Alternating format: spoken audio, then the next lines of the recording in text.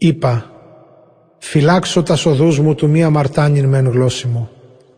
Εθέμην το στόματί μου φυλακήν εν το συστήνε των αμαρτωλών εναντίον μου.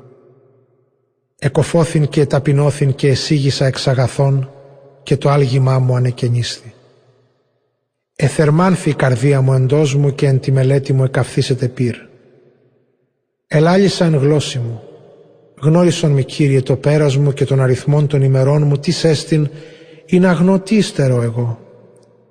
Ιδού παλαιστάς έθου τας ημέρας μου, και η υπόστασής μου οσί ουθέν ενώπιον σου. Πλην τα σύμπαντα ματαιώτης, πας άνθρωπος ζών, διάψαλμα.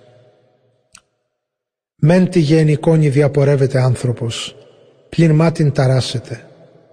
Θησαυρίζει κι ου γινός κοιτίνη συνάξει αυτά. Και νυν τίς η υπομονή μου, ουχή ο Κύριος.